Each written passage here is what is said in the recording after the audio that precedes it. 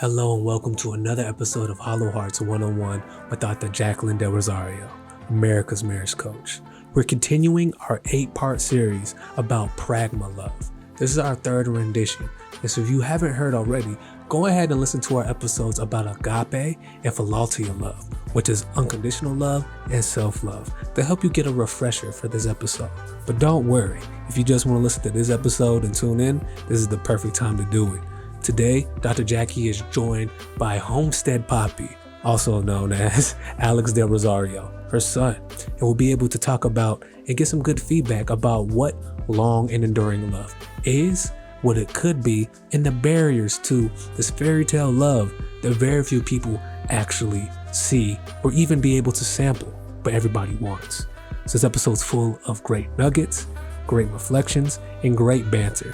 So you're in for a treat. So go ahead and strap in, get your notepad out, and get ready for another episode of Hollow Hearts 101. Hey everybody, it's Dr. Jacquie here. And again, we're continuing our discussion about love. So in this series, we're really at the end. We're talking about Pragma Love, which is the enduring love that most of us always envision when we look at two old couples walking down the sidewalk together, holding hands. It's where we want to get to, but we really don't know the pathway there. So hopefully through our conversation today, we'll be able to find greater understanding of what Pragma Love is going to look like in your mind's eye. And at this time, I want to welcome also with us is Alex, also known as Homestead Poppy. How are you, Alex? I'm doing fantastic. Wonderful, wonderful. Well, I hope you will chime in and really give some good information about what you understand about Pragma Love. For me, Pragma Love takes a lot of twists and turns. I think that when we think about what it looks like in our mind's eye, we have to recognize that a lot of what we see in our imagination about Pragma Love has been contrived by what we've experienced in movies and entertainment. You know, unfortunately, we love fairy tales, but us women, we really learn to romanticize love to such an extent that it's always something that's ultra normal, super normal. I mean, you know, you're thinking about someone sweeping you off your feet, that every kiss is seasoned with milk white teeth, and you know, this romantic sense of ecstasy that's so amazing. So, you know, in light of that, I mean, even the best guy and the greatest romance can kind of pale in light of that sort of expectation. Mm-hmm. So there's a lot of twists and turns. Give me what's the name of this love? Pragma Love, which is built on commitment, understanding. It's normally seen as long term. So I'll actually ask Dr. D a question, or Dr. Del Rosario. Dr. Jacquie, I don't know which one she goes by. It's Dr. Jacquie. Dr. Jacquie. So since you've been in a successful marriage for going on or over 30 years now, first, do you have Pragma Love for your spouse, your husband? And then 2, when did you develop it? Because if it's now, first lasting, of all, I thought that this was my podcast. And then I'm supposed to be the one asking the questions. Now I'm being interviewed. That's why you're not supposed to have me as a guest, because I don't believe in doing stuff the normal way. Well, just for the listeners that don't know, Alex is also my son. Well, they didn't need to know that. Yeah, also known as I said, AKA Homestead Poppy. But at any rate, yes, I do believe I have Pragma Love. And I just want to be very honest. I mean, very real. Like I said, it takes a lot of twists and turns, you know, because as we go through this evolutionary process, you're no longer able to love the same person that you married 30 years ago. They don't look the same. They don't act the same. And if they got a little arthritis, they might not even walk the same. So everything about it is different. So the process requires falling in love with them again, over and over again, each new version of them. It also requires, and this is a really key point, not just falling in love with them, but choosing them again. Because I think a lot of us kind of hold that little ace in the pocket like, well, I don't know if I want to deal with this for the rest of my life. Well, you got to make a choice. You know, am I going to still love you and then also choose you as you are? Because, you know, we can't be worried about, are they going to change? Can they change? Do I choose the person that's before me right now? So then that just leads me to ask another question. Oh, here we go. But I believe that this question is very important. So I think that what you just said was profound, because a lot of people, when they come into marriage, they're coming as one thing, believing that this one thing is going to be something. So if they don't even know, like me, that there's a word for a long-lasting love called pragma, which I'm still having trouble saying, they're already at a disadvantage, because they're actually under an illusion that the same love is supposed to be everlasting. Now there you go. As is. So really what you're saying is like, hey, no, like there's gonna get to a point where you're gonna have to make a decision to have that, it's to almost have like a renewed love. Exactly. All over again. You know how you have Microsoft Office Suite and you always have to keep upgrading it? You got the 1.0. Some of y'all are still using 1.0 when you're really on 3.0. You know, it's 7.0 now. So all of those different versions of Word is still Word, but it's the newer, improved after time, experience, and a lot of work has been done. You arrive at the 7.0. And here's the thing about it to me, you are taking a risk, because you never know who that person's going to really become. Just because they're who they are now, all fine and fly and everything now, you don't know what they're going to be like 10 years from now, 30 years from now. And so here's the thing that I think about, that I think is important about what you said. People are at a disadvantage, because if they don't know that there's twists and turns, and if they're still pursuing the same love that they had when they said, I do, that love no longer exists anymore. Exactly. So you might be leaving a good, perfectly good woman or a perfectly good man because you're chasing what you had, when what you had is no longer in existence. Today, we're living in a world where the world we live in today is not the world that we thought we lived in just last year. That world no longer exists. Literally. It's the same thing with your relationship. And, you know, it brings me to a really important point, because what I want to say is acceptance to me is really key. And I want to really unpack that, because I found that in any relationship, a lot of times we hold judgments about the people that we love, whether it's our parents, whether it's our friends, whether it's our siblings, whether it's our mates. You know, we have judgments, things that we make about them that we don't like, that we wish were different. And I think that this is really the grounds of separation for a lot of really good relationships, because we're chasing something that really doesn't exist. Perfection. Everybody's breath stinks in the morning. Now I'm gonna put a period at the end of that. And my point being that nobody is perfect.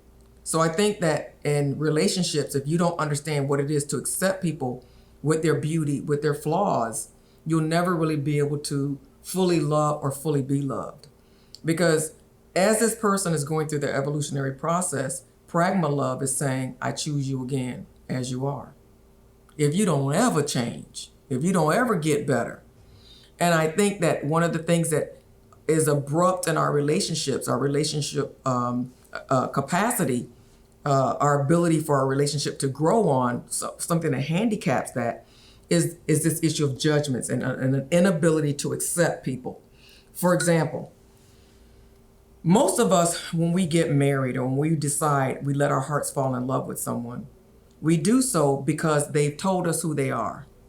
They said, one day I'm gonna do this, I'm gonna build this kind of house, I'm gonna have this, I'm gonna do that. And we don't just fall in love with the person that's sitting in front of us, we really fall in love with them and the idea of who they're gonna be. The problem is that most people never become those things. So then in that relationship, you're upset and pissed off because they told you that they were going to do this and they were going to be this, and they never do. So part of what you're in love with is a concept of who they could be. So we're talking about potential. Hello and welcome to Hollow Hearts 101 with Dr. Jacquie Del Rosario, America's Marriage Coach. At Hollow Hearts 101, we always give a time for you guys to reflect and think about what was just said. In this particular episode, Dr. Jacquie is talking about falling in love with potential and learning how to love your spouse again. Have you fallen in love with potential in the past? What have you learned from that relationship? Secondly, If you are in a relationship and you're going through a little bit of conflict, a little bit of tension, what are you doing to learn to love the new version, the evolved version, the more refined version of your partner?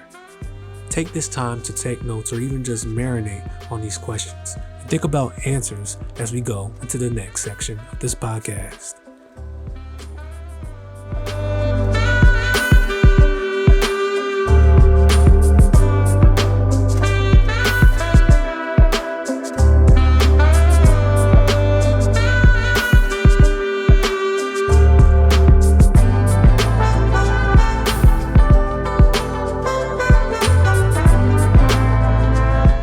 Thing about potential is that it is potential, but it is not for certain.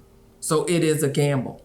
And so those judgments that we make create these barriers between us and a really good relationship. And they also inhibit the person from really becoming who they could be. Because there's something about when someone makes a judgment about you. When they make a judgment about you, it almost creates this barrier inside of you that will not allow you to become. Does that make sense? It's like if I criticize you about your weight and say you need to lose weight, you'll probably start gaining more weight, even though in your mind you want to lose weight. But the judgment about you puts a burden on you that makes it very difficult to surpass, right? And so I think it's the same in relationships. Relationships create mirrors for us. They help us to see things about ourselves that we don't like in someone else, but we don't realize that it's in us. So we just always make the judgment about the other person. And it inhibits the other person from changing and becoming. But then it also keeps us from loving fully and being loved fully in return, if that makes sense. Yeah. One of the things that I felt like I got from what you said is I always think like, man, so how could people that don't know what this thing is, that are either getting married or already married or newly married or just already, 5-10 years in it, how can they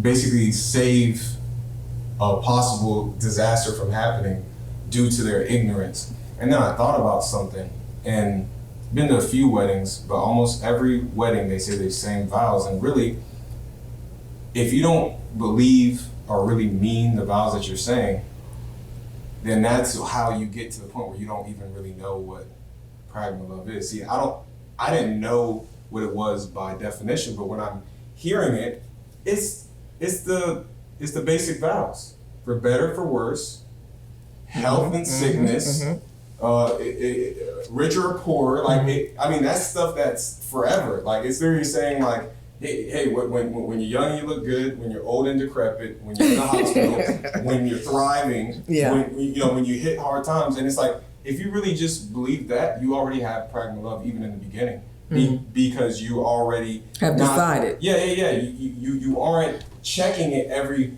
5 to 10 minutes to say, hey, am I so happy? Hey, am I so happy? You don't even care about really being happy. Like, of course you should be happy, but when you're starting a business, you're a business owner. You don't care about how you feel in the first year or two of you starting a business. You're just trying to get it to where it has to be. To where it has profitable. to be. Yeah. So it's kind of like, I think the big problem with marriages, relationships in general, is people care too much about how they feel all the time, instead of the purpose that this relationship is supposed to have for their life, for their kids, for the generations that are to come, for the community, for the world, basically. So that's what I got from actually hearing you talk. I know you didn't say that, but no, when but you answered, that's exactly what I say all the time. That first of all, I think that we forget that marriage is itself an evolutionary item.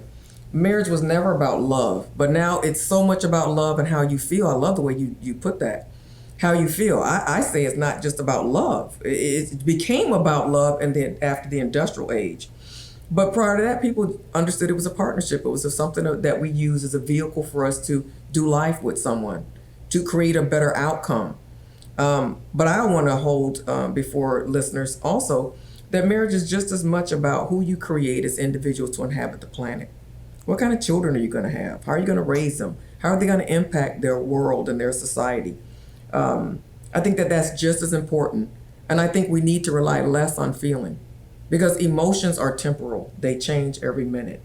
And I think we rely too much on people making us happy or us feeling happy in a relationship. Happiness is great. I wouldn't be in one if I wasn't happy, but I understand that I am the creator of my own happiness. I cannot expect my husband to do that for me. Some people are just miserable and then they expect somebody to make them happy. Come on now. Bring your happy with you. Yeah. And lastly, I want to say for these listeners that I don't know, if you ever seem like, man, he sounds a lot like Dr. D, I mentor her all the time for free like that. So now I'm kind of upset because I'm finding out she has this podcast and she's making money apparently off of the advice that I give her. So Well, I'm going to have to leave now because I don't think that I can afford to keep giving away your jewels. I have a question for both of you. Why do you feel as most of these, I think with the high divorce rates that we have around 40 to 50%, why do relationships never hit the stage of pragma love? Why do they never hit that outside of emotions? Or is it just the emotions, the culprit itself? I really believe from my own practice that it has a lot to do mostly with that. Now let's just cut out what we're not talking about. We're not talking about people that are in abusive or toxic relationships. An abusive relationship is one where you are hit, struck, where you're being mentally or verbally abused, where people are just so cruel and wicked and they get in your head and rent space there and make you feel horrible about who you are with it. It's just ridiculous. We're not talking about that. We're talking about just ordinary, regular relationships. Most people, first of all, that I have been seeing in my practice, if they're unhappy for 6 months in their relationship, they're either getting separated or going directly into divorce. 6 months that you're unhappy. I've been at my job for over 6 months and not been happy, and I'm still on my job, right? But for a relationship, we seem to feel that it's the other person's responsibility, that we have to feel this way all the time. When we know, just like there's 4 seasons in the world, right, in society, there's also seasons in your marriage. Most of them aren't 6 months long. Hopefully some can be shorter, but we also have to understand that when you start arguing and fighting, it creates animosity. So it makes you hypersensitive and more of a negative mindset, so that it tends to reoccur more and more. But we'll stick it out on our job. We'll figure out what we got to do, or try to maybe find another job. But I feel that people they're not really cognizant of the fact that it's normal. When you start to feel tension in your relationship, it's an indication that you need to change something. What do you want to change? You're asking. What needs to be changed? Very easy. What is usually the subject of the arguments? Usually it's going to center around the same thing. Different story, different scenario, but it's on the same issues. It could be issues around family. It could be issues around finances. That's your indication. That's where you need to dig, and that's what you need to fix. What are your indicators? What are the things in your relationship that cause arguments? Have you taken the time to identify why those things are causing you pain? Have you gone to a counselor? Have you really even identified what the pain point is? Are you arguing about the table when it's really about sex and intimacy? Are you arguing about clothes when it's really about your finances? Have you pinpointed the source and the pain points in your arguments? Take this time to figure out what those arguments are, or what they have been, or what they could be.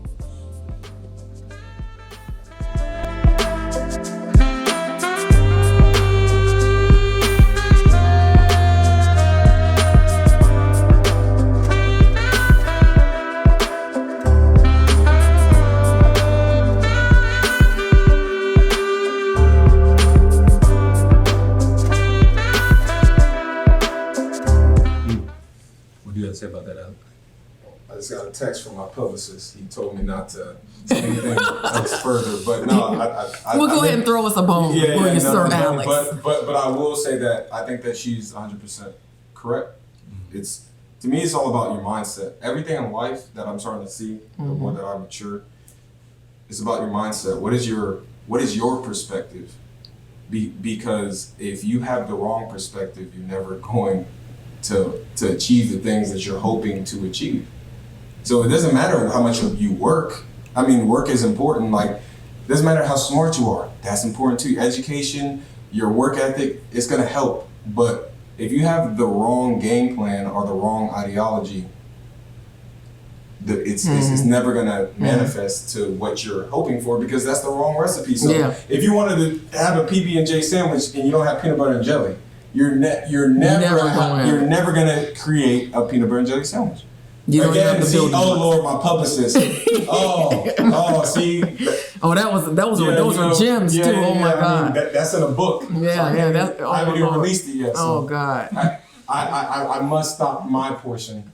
It's been lovely. But I'm sure that the listeners are really going to. They're so grateful. Their hearts are just overflowing with gratitude. Because that's like that you're giving up too much.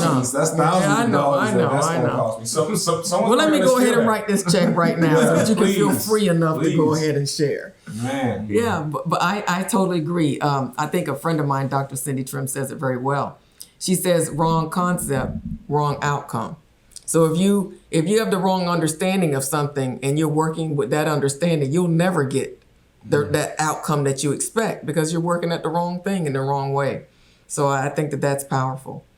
What do you say to those people who are in those 6 months, who are in the thick of it? Because it sounds good when you're not in the thick of a turbulent situation. But when you're in turbulent situation, how can you see Pragma Love as the outcome? It sounds so much better when you see that this is normal. When somebody says, oh, this is the way that it is, then you don't feel alien. And then you are able to shift and realign your expectations with reality, right? So that's the first thing.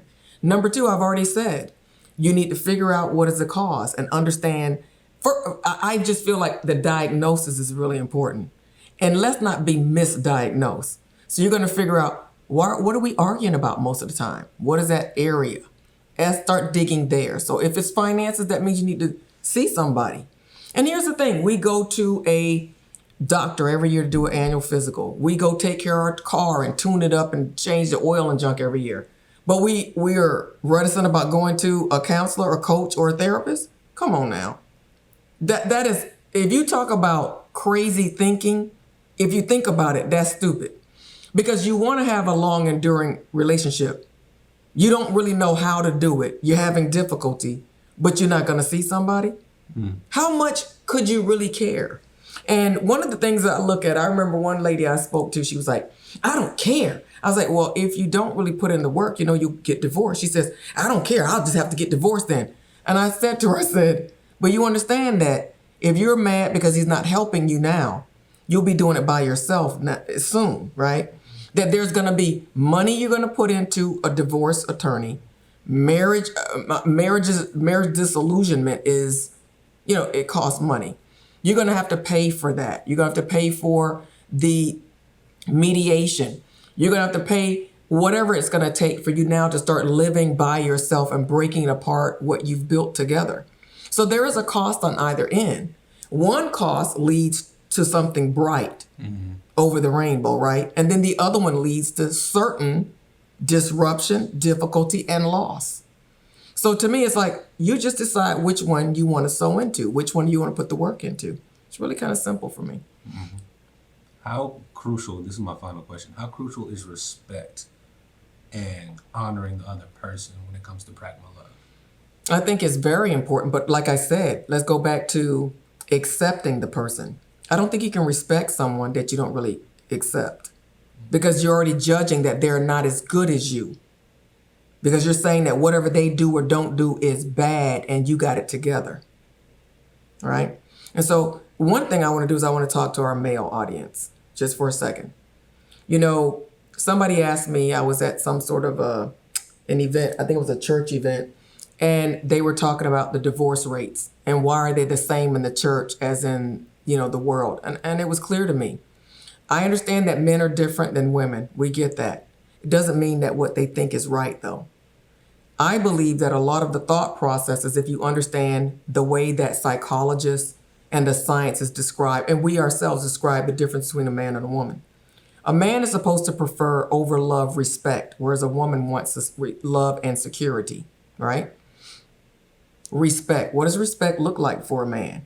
If it's prideful, I don't care whether it's in a male body or a female body, it's not going to serve the other person. I believe that when we look at your well-being is my responsibility. My well-being is your responsibility. When we stop thinking I, and start thinking about you, then the person's thinking about you, you're thinking about them, and everyone's needs are taken care of. I just feel that a lot of times we have so much I that we are unable to respect. We're unable to fully love. We're unable to fully support the other person. And I think that what we need to really make sure that we mitigate is resentment, which will accrue very quickly if we're not careful. Mm-hmm. Alex, do you have clearance on your publishers to speak on respect, Player? Oh, no, I've already written a check, so go ahead and weigh in on that last one, please, sir. Okay, well, I really don't have too much to say except as a male, men want to be respected, and usually that's above all else. But you know that respect usually means praise. Well, that's not my definition of respect. So if you could share yours, I'd appreciate it. Well, I mean, I'll have to quote Sister Aretha. I mean, RESPC. I mean, I really don't know what to say. But what does respect look like? Okay, because let me give you some examples in my practice, what I encounter. A woman will say, I was just telling him that I like that he's done so and so, but could we try doing this and so and change a little bit in this area? And the man gets upset and feels like he's being criticized. How can you tell a man an area of weakness so that they don't feel like they're disrespected? Simply by talking to the facts. I think that the problem is a lot of women are so emotional that they throw the facts in with their emotion, and that confuses men. Because your emotion isn't factual. Your emotion is your experience. This is true. And then your emotion talks louder than the facts that you that you really are trying to get through. So then the man is only hearing the emotions, which sounds like an attack, which is sometimes disrespectful to him as a man, as an entity outside of whatever he needs correction on. So what I hear you saying is really the emotions that y'all don't like. Because if they just looked, held to the facts and just tried to say it emotionally. A perfect example is, but it's funny always seeing female versus male perspective, because a woman has to ask, what is your definition of respect? A man would never ask another man that. It's almost instinctive. So like, in other words, this is what I will say.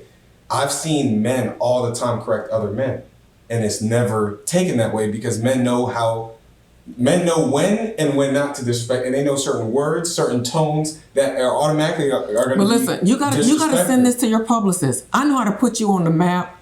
I mean, you won't even need to talk to me anymore. If you could boil that down into a teaching. Billions. Forget about millions. No. I'm not trying to talk right now. I need this to go on the record right now that I told you. I feel like I'm doing the wrong thing right now by even talking right now. What? I don't even know what airway we're on. I don't know anything. But yeah. But like what you just said is profound. That men know how to correct other men. Well, then this is a big secret that women want to know. Well, I think it's rooted in fact. Because if you say to a man, you put the tire on wrong, you need to go to the shop to fix it. How did I put it on wrong? Well, functionally speaking, you missed some spokes, the tire's loose, we need to fix it. A woman won't go through that same process of telling you the tire's wrong. Well, you destroyed the car. It's true. It's a multiplication thing. One thing my father has always told me is that men talk by division, women talk by multiplication. They amplify. So whatever they're going through, it's not that they're wrong, it's just an amplification because their emotions are tied to their communication pattern. Okay, so here. Do you notice how we went full circle back to what? Acceptance? Because now look, a woman can't really change the fact that she's a woman. But she can change maybe the way that she communicates. But then why shouldn't the man also change the way that he wants to hear it? See, to me, when you start talking like that, you're saying that one person is right and one person is wrong. I think that's wrong. I think that what should happen is that both parties should change and come to someplace in the middle. A man shouldn't need to hear it that way, and a woman shouldn't need to say it that way. They should, because you're saying that the woman is wrong. Think about even the definition. She multiplies or amplifies, where the man just wants to hear the facts. No, I said the man divides. So you Okay. have one that's amplifying and one that's simplifying, where the happy medium is in between.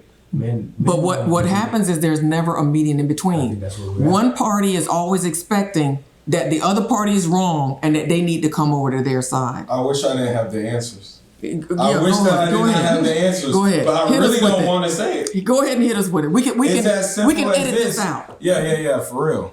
So Dr. Jackie's correct, and Xavier is also correct. That's the host with the mysterious Teach us, voice. teacher. That's asking these mysterious questions. His name's actually Xavier. See, I'm just here to out everything now. So what it is everything in life has to have priority.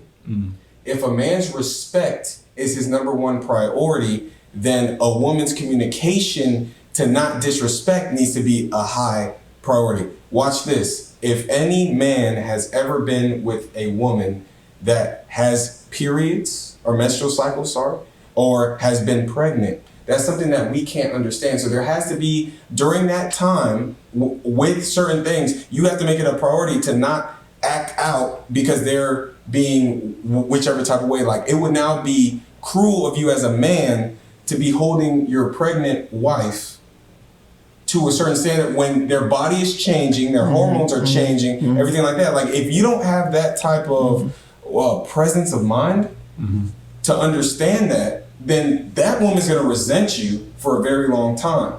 And it's the same exact thing. I think it causes If a woman confusion. understands that a man, most men, I'm speaking, broadly, so there's men that are different, but I think it's safe to say most men would have respect, and if not one, it's definitely. But I'm going to disagree with you kindly. Yeah, of because course. you're still saying that one way is wrong. So why is your No. Listen, Okay, listen. sorry. Go ahead. I'm saying that the priority of a woman is to feel loved and secure. Correct. So if she's gonna tell that man about that doggone tire, for her that's her priority. She does not feel safe. And this is the thing that a lot of men that I tried to explain don't understand. When you argue with a woman or have a disagreement, she needs to know two things really importantly. That you understand what it is that she's saying that needs to change, and that you tell her how it's gonna be changed from that point on. That's the reason why women go on and on and on, because you've not given them what they need to feel secure. So I don't think that is the man's priority, and so she needs to do that except when she's pregnant or having a period. No. I feel like that's wouldn't say that. at all times, both people's priorities need to cause them to find a middle road. Correct. The man can't expect that he's not going to be criticized and praised all the time, and he can't expect for her not to talk with emotion. That's crazy. We're emotional. We know that. We're your other side, right? A woman needs to understand that she needs to bring that mess down, and that she needs to stick to the cliff notes and to the facts. But what we do know is, I believe, because there's so much pride on both sides, but I believe also on the male side, they have this misconstrued idea of what respect really is, and it's misaligned. Is that respect from the maker? Is that what he considered respect? Can't be. I don't think it is. Because if you look at cultures and you look at what other men from different nations considered respect to be, it's different. In the United States of America, we're more macho. You have some island nations where you have men from the Caribbean. There's another idea of what a man is, but then you can go to Africa, you can go to different into the Middle East, and in a lot of those places, there's what we consider to be oppression. A woman can't speak, she can't be as free with what she thinks and whatnot. But it's not always, and it hasn't always been that way. So I just believe you respect each person, and that will give you the impetus to try to find a way to coalesce somewhere in the middle. I agree. What I was doing was I like to use extreme examples so that the point is understood. So that extreme example of the menstrual cycle and pregnancy is just that. It's literally just to say, I know guys that will complain about a woman being a woman. A woman, if a woman's to get pregnant, like, she's gonna go through pregnancy. That's part of the plight of being a woman, a menstrual cycle. So don't misconstrue what I'm saying. What I'm actually saying, remember, I agree with you and you, Xavier, and I agree with Dr. Jacquie. The only difference in what I'm saying is really it's about a balance, but there's certain priorities. So there's always that overall balance. I think that's more common sense where everything has to have a balance. It can't be day all day. It has to be 12 hours of daylight, 12 hours of none. So everything is a balance. So of course a guy can't always just be demanding respect and stuff like that. But one thing that I will disagree on, since she disagreed with me, I'm gonna disagree with her, is that I've traveled all around the world and every single culture, I've been to every single continent except Antarctica and Australia. And my best friend lived in Australia. No, but before you go on your little soliloquy, I'm not talking about now. I'm talking about historically. All right, cool. I'm talking historically. Well, I'm also really good at Jeopardy, and I know a lot of history as well. So I'm still disagreeing. Okay, well, let's go on record. Because when you go around the world, see, the importance that respect has to a man is still number 1, 2, or 3. What it looks like is what is what Dr.